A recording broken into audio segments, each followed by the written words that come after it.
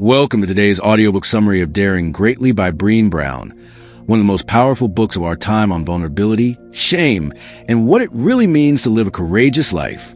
Brené Brown is a research professor who spent over a decade studying vulnerability, courage, shame, and empathy.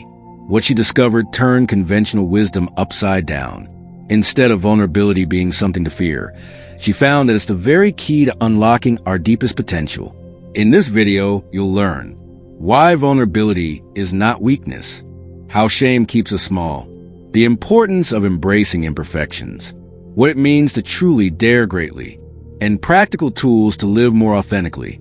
If you're tired of pretending, exhausted by perfectionism, and ready to live a fuller, freer life, this summary is for you.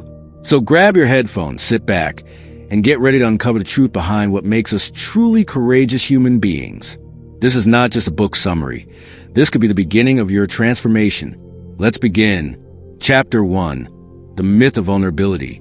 Most of us grow up believing that vulnerability is synonymous with weakness. We hide our feelings. We armor up. We avoid difficult conversations. Why? Because we don't want to be hurt. But here's the truth. Vulnerability is not weakness. In fact, it's the most accurate measure of courage. According to Brené Brown, vulnerability is uncertainty, risk, and emotional exposure. When we speak up, tell the truth, start something new, or express love first, we're being vulnerable. And that's brave. Think about it. Falling in love? That's vulnerable. Starting a business? Vulnerable. Admitting you need help? Vulnerable. Each act requires strength, not because it's easy, but because it exposes us to potential loss. The myth that vulnerability is weakness is dangerous. It teaches us to shut down instead of opening up, to disconnect instead of connecting. And in doing so, we rob ourselves of joy, creativity, love, and belonging. Brene explains that the only way to live wholeheartedly is to embrace our vulnerability. Wholehearted people aren't perfect. They're just deeply aware of their imperfections, and they choose to show up anyway. In short, vulnerability is not about winning or losing. It's about having the courage to show up when you can't control the outcome. Chapter 2. Shame, the Silent Killer. Let's talk about something we all feel but rarely discuss: shame. Shame is the intensely painful feeling that we are unworthy of love and belonging. Unlike guilt, which says, "I did something bad," shame says, "I am bad." It's a voice inside that whispers, "You're not good enough. You'll never make it. You're a failure." Sound familiar? Brene calls shame the gremlin that thrives in secrecy, silence, and judgment. The more we avoid it, the stronger it gets. Here's the problem. Shame kills vulnerability. And without vulnerability, we cannot be creative, courageous, or connected. So how do we fight shame? Brene gives us two powerful tools: empathy and awareness. When we talk about our shame with someone who responds with empathy, who listens without judgment, shame loses its power. That's why community, friendship, and even therapy are so healing. The second tool is awareness. Recognizing when we're being pulled into shame spirals allows us to name it and tame it. For example, instead of saying, "I'm such an idiot for messing up," we can say, "I made a mistake. That doesn't define who I am." By learning to identify our shame triggers and practicing self-compassion, we take back control of our narratives. We stop hiding. We start living. Chapter 3. The Vulnerability Armory.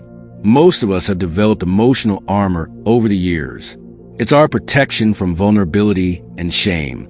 But this armor also keeps us from experiencing love, joy, and connection. Brene describes the three most common pieces of this armor. 1. Foreboding joy. This is when something good happens and we instantly imagine the worst, like watching your child sleep and suddenly picturing them getting hurt. It's a defense mechanism, but it robs us of real joy. 2. Perfectionism. Many believe perfectionism is a form of self-improvement, but it's not. It's a shield against judgment. Perfectionism is not about striving for excellence.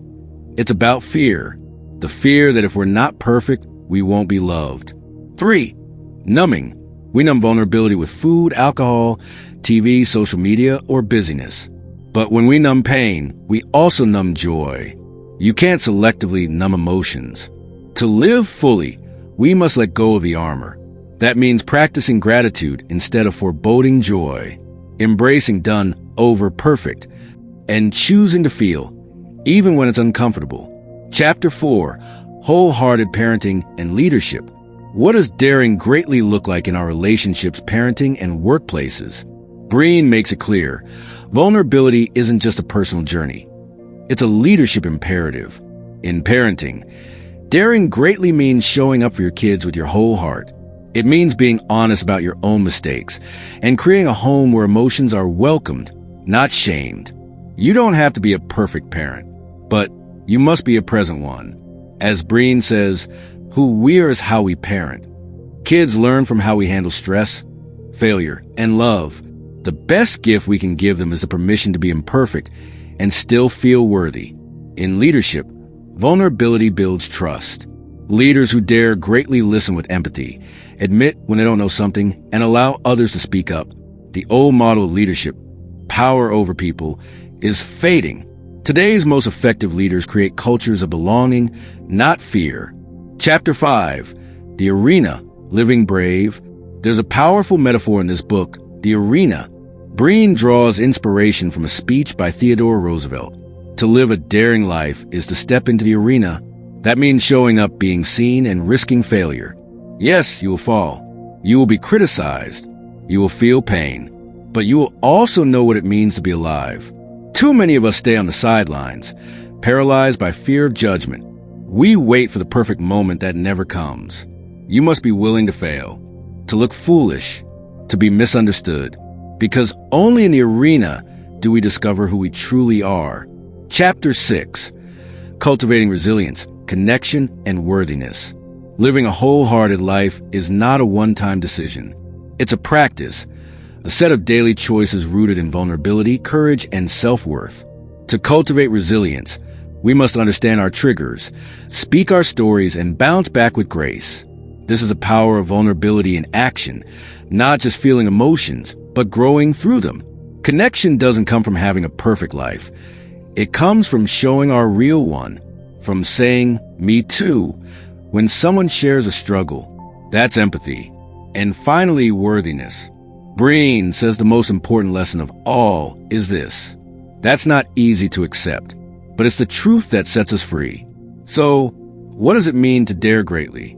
It means waking up each day with the courage to be real, to love without guarantees, to speak your truth, to show up even when you're scared. As Brené Brown says, courage starts with showing up and letting ourselves be seen. So step into the arena. Your life is waiting.